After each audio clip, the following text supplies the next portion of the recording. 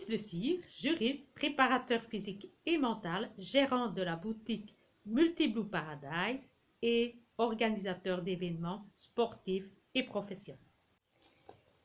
Bonjour, bienvenue dans ma vidéo. Comme je vous l'avais promis il y a quelques semaines, je me suis un peu plus intéressée à ce qui concernait les matières premières, qui sont parfois également des matières précieuses, et les minerais. Par conséquent, le sujet étant très vaste, il y aura 2 vidéos, une cette fois-ci et une la prochaine fois, sauf événement majeur qui nécessiterait de passer à un autre sujet plus rapidement. Alors commençons.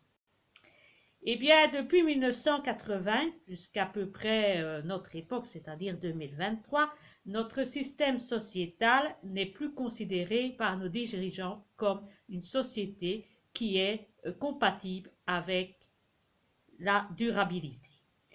Pourquoi? Parce que nous dégageons trop de gaz à effet de serre qui ont par conséquence un impact plus ou moins important sur le climat.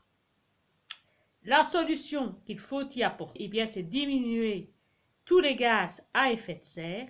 Et où les trouve-t-on principalement? Ce sont dans les énergies. Quelles sont les énergies qui ont le plus de gaz à effet de serre? Ce sont les énergies carbonées, c'est-à-dire le charbon, le pétrole, le gaz, la biomasse. Ça représente à peu près 80% de la consommation mondiale. Que peut-on faire dans ce cas? Il y a 2 solutions. Diminuer l'usage des énergies carbonées et augmenter les énergies non carbonées. Qu'entend-on par énergie non carbonée? Il y a bien sûr le nucléaire, qui est une énergie continue. Et à côté de ça, vous avez les énergies renouvelables, comme le vent, l'éolien, mais qui est une énergie intermittente, et qui malheureusement a beaucoup d'inconvénients puisqu'elle répond mal à la demande, elle n'est pas continue, il faut donc une énergie qui vient compenser lorsque celle-ci est défaillante et c'est souvent le gaz, et il y a aussi le problème de stockage des énergies renouvelables. Et elles sont aussi beaucoup tributaires du climat, et comme le climat est censé évoluer, évidemment ça pourrait avoir une incidence à long terme. Or, si nous reprenons les accords de Paris avec un objectif à moyen terme 2040, nous devrons produire 3 fois plus d'énergie renouvelable, intermittente, comme le soleil, le vent et l'électrique, et nous devrons produire 25 fois plus de véhicules électriques. Tout cela aura pour conséquence un besoin énorme en minerais en tout genre, et tout cela ne veut pas dire qu'il n'y aura plus de production de gaz à effet de serre ni de CO2. En effet, on a remarqué que lors de la fabrication, par exemple, de voitures automobiles carbonées, c'est-à-dire essence diesel, il faut, pour produire cette voiture, beaucoup moins de production de CO2 que pour la fabrication d'une voiture électrique. Tout cela, évidemment, amène à des réflexions profondes et parfois à des remises en question prochaines.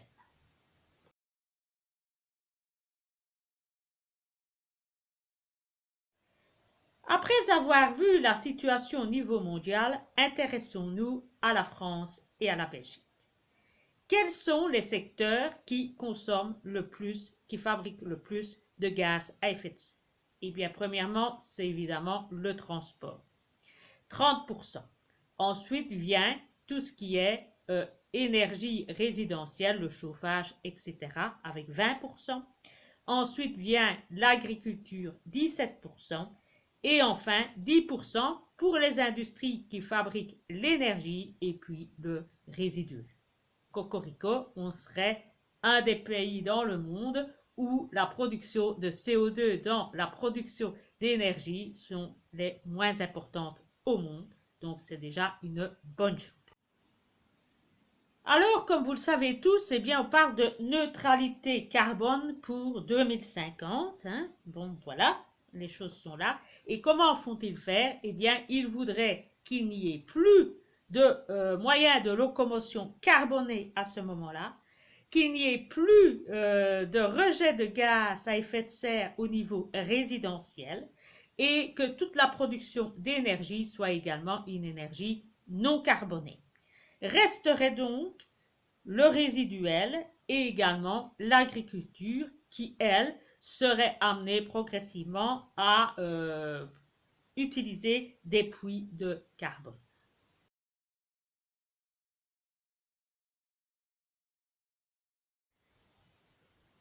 On pense souvent qu'il n'y a que la transition énergétique. On oublie souvent qu'à côté de la transition énergétique, il y a la transition numérique. On ne s'imagine pas, mais tout ce qui est numérique amène énormément de dégagement de gaz à effet de serre. Et ça demande aussi énormément de demandes et de besoins en minerais. Quand vous utilisez l'Internet, eh bien, tout ce qui est les fibres optiques, etc., et tout ce qui est apport de ces matières numériques qui se font de manière sous-marine, eh bien, tout cela, ça demande énormément de minerais. Et tout ce qui est data, données, cloud, etc., demande aussi énormément de matières premières importantes. Et tout cela, évidemment, a un impact également sur les gaz à effet de serre et sur l'environnement. Donc ce sera donc un challenge important entre la transition énergétique et la transition numérique. Surtout qu'il faut bien noter que le numérique n'est pas encore partout dans le monde. L'Afrique est encore fort limitée. L'Amérique latine s'est déjà bien lancée, mais l'Afrique reste quand même un des pays où il n'y en a pas. S'ils commencent également à aller vers le numérique, ce qu'on leur souhaite, eh bien, il faut bien se rendre compte que tout cela va entraîner des grosses répercussions.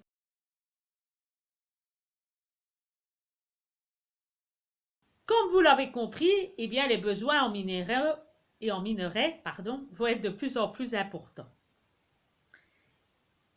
Il faut bien imaginer que l'on n'a jamais eu autant besoin de minerais que ce qu'on a besoin actuellement. Et tout cela, si l'on remonte à 2500. On n'en a jamais eu autant besoin qu'aujourd'hui. On est en train de vraiment d'épuiser et de vraiment piller la terre en minerais pour des raisons de transition énergétique et de transition digitale numérique.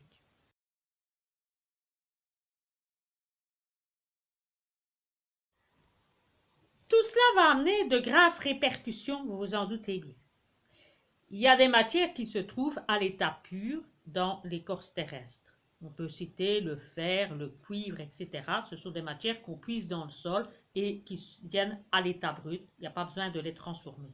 On va citer le cas du cuivre ou du fer. Il faut savoir qu'avec la transition énergétique et la transition digitale, si on parle du cuivre, il en faudrait 3 millions de tonnes.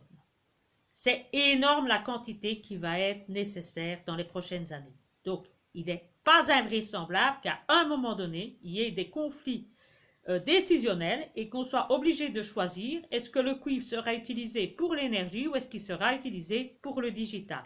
On ne saura pas faire les deux et il faudra faire des choix. Ça, c'est le gros premier problème qu'il y aura.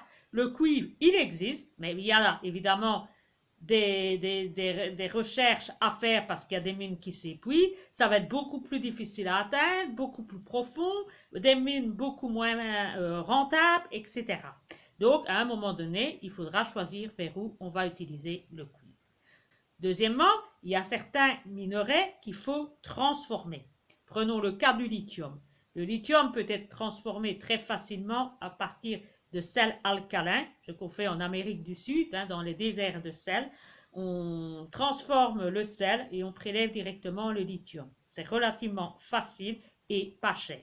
Par contre, il y a des endroits comme en Australie, par exemple, où là, on doit transformer la roche pour tirer et extraire le lithium. Là, la transformation est déjà beaucoup plus longue, beaucoup plus coûteuse et beaucoup plus difficile.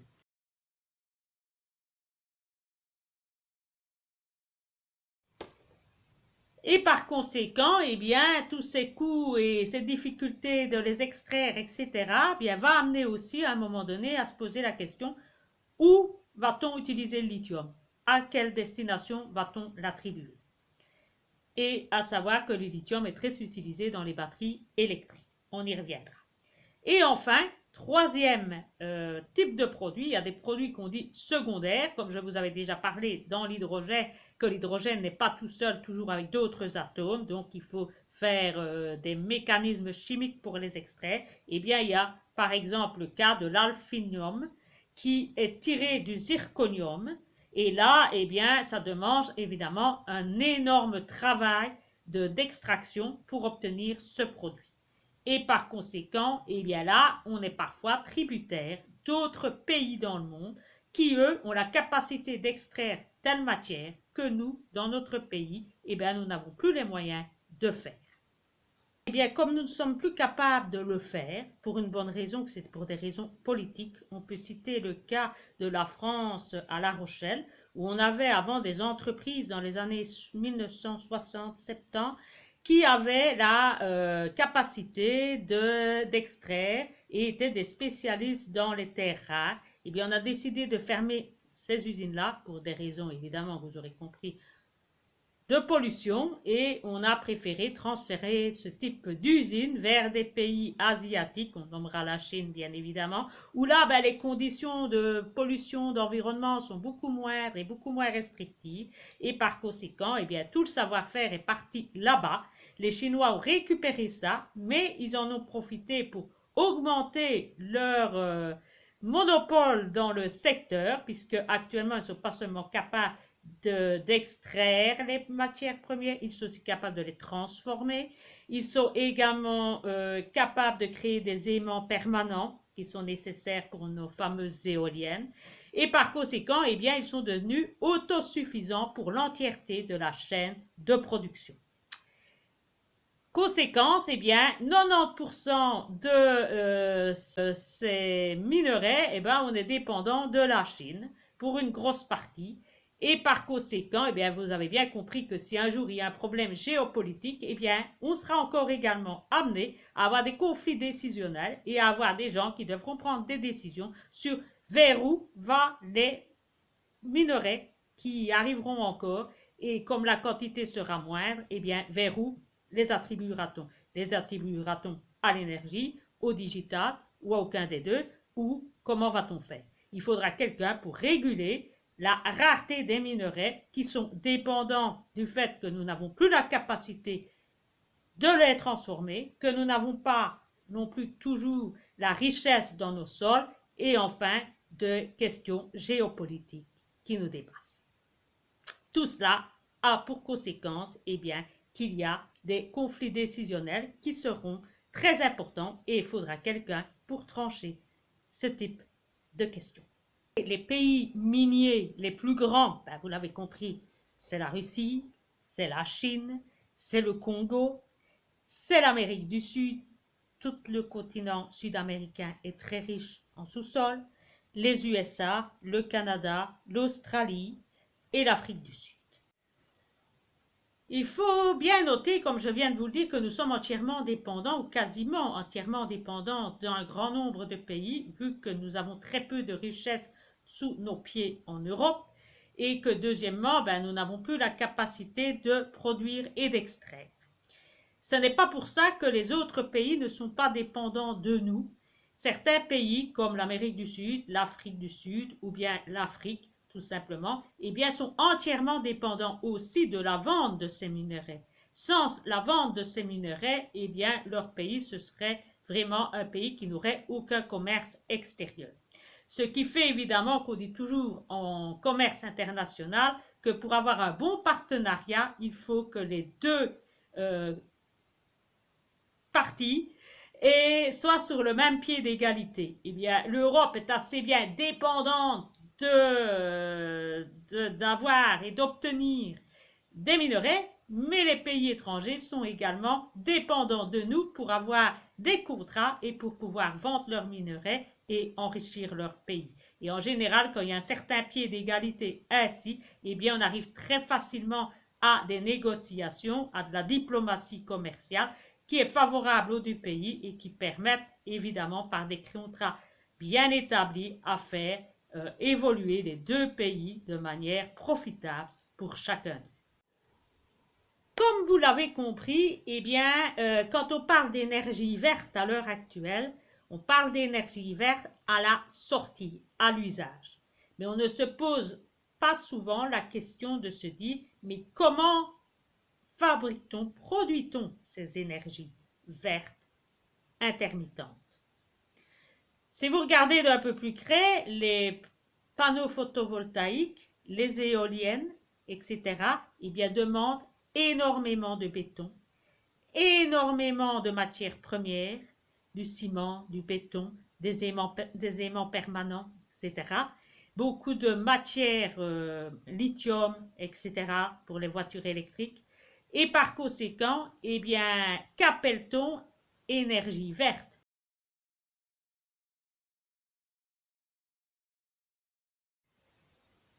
Nous pouvons néanmoins voir une comparaison, c'est qu'au niveau du nucléaire, eh bien oui, il faut du béton pour faire une entreprise nucléaire, une usine nucléaire, mais il en faut beaucoup moins que toutes les énergies intermittentes, énergies renouvelables. Je vous mets d'ailleurs un petit schéma pour vous montrer celle qui demande le moins de minerais et celle qui demande le plus de minerais.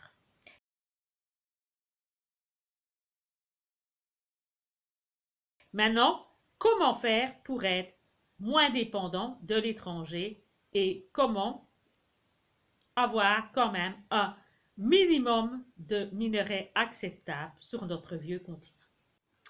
Alors, quelles sont les pistes proposées? Eh bien, les pistes proposées, c'est que de un, c'est de recycler le plus possible de matière. Actuellement, il y en a très peu. Il faut savoir que le recyclage coûte cher, qu'il y a beaucoup de pertes et que on ne le fait pas sur beaucoup de minerais. Donc, oui, c'est une piste, mais ça ne sera sans doute pas suffisant. Ça sera coûteux et il faut aussi que ça ne pollue pas plus que ce que ça ne rapporte. Deuxièmement, il faut évidemment commencer à faire de la prospection, rechercher sur nos territoires si nous avons encore des recherches dans le sous-sol. Nous en avons certainement, mais comme on ne fait plus d'expertise, d'analyse, de recherche depuis des années, en France, ça remonte à 1960 et je ne vous dis pas qu'en Belgique, j'ai cherché pour trouver une carte géologique sur les richesses du pays et je suis tombée sur un article de 18e siècle, 19e siècle. Donc je ne vous dis pas, on est loin des dernières recherches en la matière, donc il serait temps de s'y remettre. Même si on a des ressources,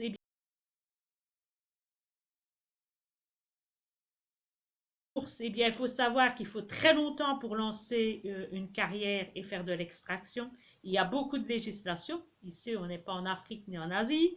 Donc, ça va demander beaucoup de temps. Il faut beaucoup de logistique avant de se lancer. Et en général, entre le moment où on a trouvé un filon et le moment où on entre en activité, il se passe en moyenne presque 20 ans.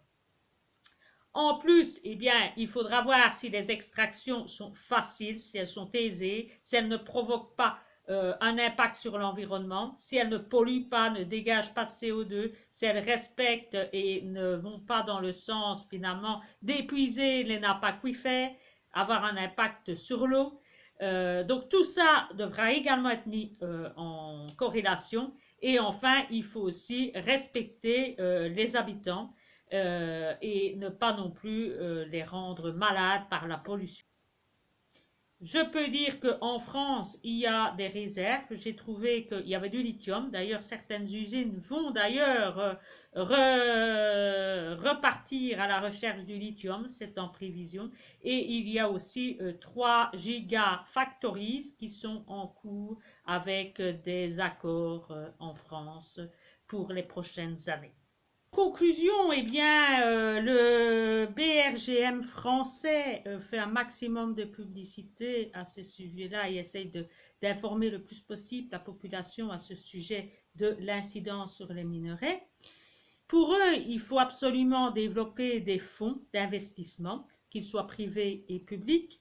Deuxièmement, il faut sécuriser tout ce qui est diplomatique et essayer d'arriver à des ententes géopolitiques et avec des partenariats où chaque interlocuteur y trouve son bénéfice. 3, il faut absolument développer des observatoires, réouvrir des analyses, des recherches, etc. sur les richesses dans les sous-sols, en Europe et partout dans le monde. Certains pays comme la Chine, la Russie ont développé des fonds formidables à la recherche. Ici, c'est complètement à l'abandon.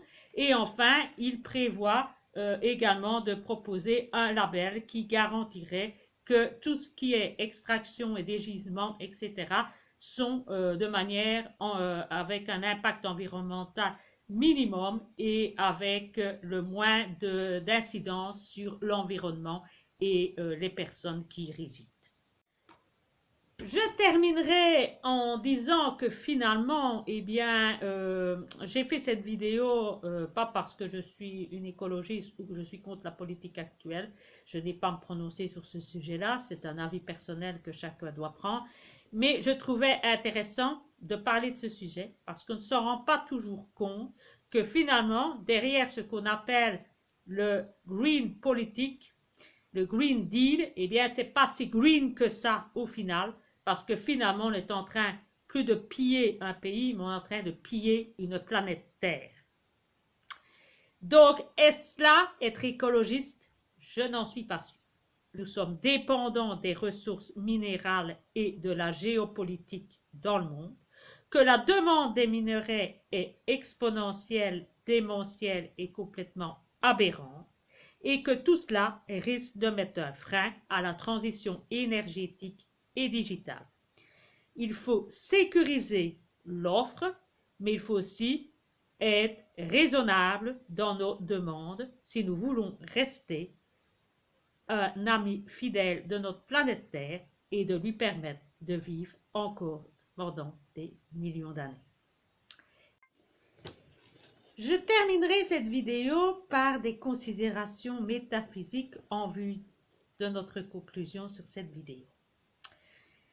On a toujours parlé des problèmes écologiques dans le sens où on dit toujours que c'est dans l'intérêt des générations futures.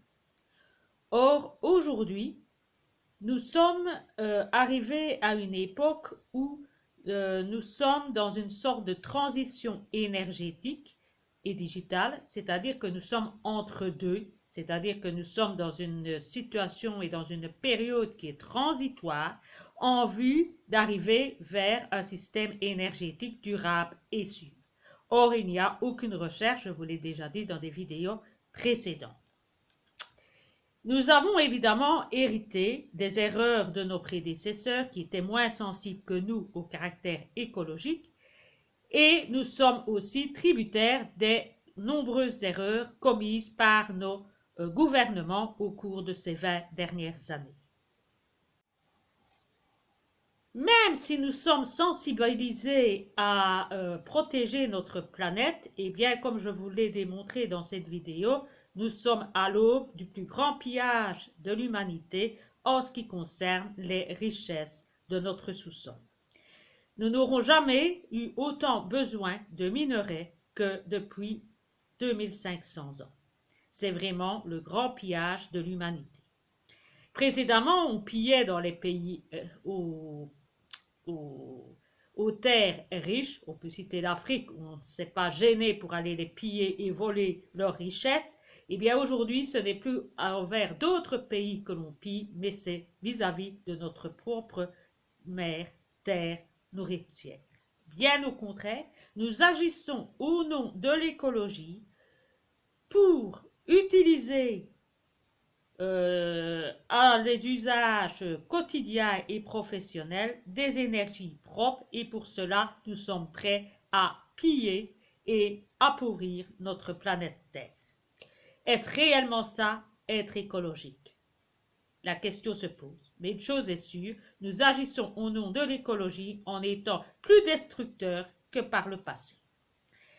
Il serait peut-être temps de ne plus agir pour les générations futures, mais que nous soyons déjà des générations futures et que nous mettions tout en œuvre pour trouver une énergie qui ait du rendement, qui soit propre et qui soit durable.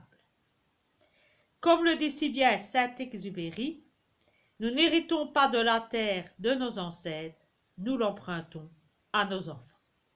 Et qu'allons-nous leur rendre? Nous allons leur rendre une terre moins riche que ce qu'elle nous a été transmise. Cette vidéo a eu pour rôle, 1. de vous informer sur ce qui se passe au niveau écologique, 2. de vous montrer les répercussions que ça aura dans les prochaines années au niveau commercial, économique, et principalement sur les prix et sur la rareté, et aussi de son intérêt pour les investisseurs qui, comme vous l'avez compris, il y aura une très grosse demande en minerais et par conséquent, il vaut peut-être la peine de pouvoir investir aussi dans son portefeuille, dans des minerais intéressants que vous aimez pour le diversifier au maximum. La prochaine fois, nous verrons d'autres minerais, des minerais à caractère précieux cette fois. Nous parlerons principalement des platinoïdes qui ont leur importance également dans le cadre de la transition énergétique et digitale. Je vous dis à bientôt, prenez bien soin de vous et à la prochaine pour la deuxième partie de cette vidéo. Pour terminer cette vidéo, je voulais être complet et je viens de trouver dans l'actualité des informations qui concernent justement la matière dont nous venons de traiter, comme quoi finalement elle est d'actualité, alors que je pensais faire un sujet que moi j'avais envie de faire. Donc voilà, les deux se rejoignent. Donc qu'est-ce que j'avais à vous dire pour terminer? Eh bien, c'est que la Commission européenne a déposé une proposition de loi sous le terme de Raw Material Act, qui a pour but de développer l'industrie des matières premières en Europe et de diversifier l'approvisionnement. Tout cela, évidemment, a un rapport direct avec la Chine, dont on sait que l'on dépend à 100% de l'importation de certaines matières. Donc, l'Europe s'est enfin rendu compte, surtout avec l'histoire de la crise avec la Russie, que nous étions très dépendants d'autres pays, parfois en totalité, et qu'il fallait retrouver une certaine autonomie. Donc, cette proposition, dénommée Critical Raw Material Act, a été déposée ce jeudi 16 mars 2023. Elle concerne les métaux, les matières premières, les terres rares, le lithium, tous ces produits étant indispensables pour la transition énergétique, digitale, pour la défense et l'aérospatiale. Le but de cette proposition, c'est que pour 2030, 10% des matières premières doivent être extraites en Europe. Vous me direz que ce n'est pas beaucoup, c'est toujours mieux que rien dans l'idée de la communauté européenne. Et ce qu'ils veulent, c'est d'être le plus possible autosuffisant, même si l'on ne le sera jamais. Il y a certaines matières que l'on devra toujours dépendre d'autres pays. Ils veulent aussi que 15% soient amenés à être recyclés. Ils parlent aussi de limiter la dépendance à un seul pays, c'est-à-dire qu'on ne pourra plus jamais dépendre qu'à 65% d'un pays. Qu'il faut développer des partenariats donc beaucoup plus nombreux avec un plus grand nombre de pays fournisseurs et qu'un pays ne pourra plus dépendre que de 65% d'un seul pays. On voit déjà pointer du doigt certains pays qui crient déjà à l'appel pour être retenus candidats. On citera le Canada. Et elle propose également dans sa proposition qu'on favorise les explorations géologiques en Europe, ce que je vous parlais tout à l'heure, de la simplification administrative, du respect des droits de l'homme, de l'environnement et aussi du respect du droit du travail et de favoriser le recyclage. Combien de temps va-t-il falloir pour que cette proposition voie le jour? Eh bien, pour l'instant, elle est toujours, comme je vous le dis, au terme de proposition. Elle devra passer au Conseil des ministres et puis au Parlement. Il y aura sûrement des amendements, des jeux de ping-pong, donc ça peut aller très vite comme ça peut durer très longtemps. Mais dans cette proposition, on parle de la date de 2030.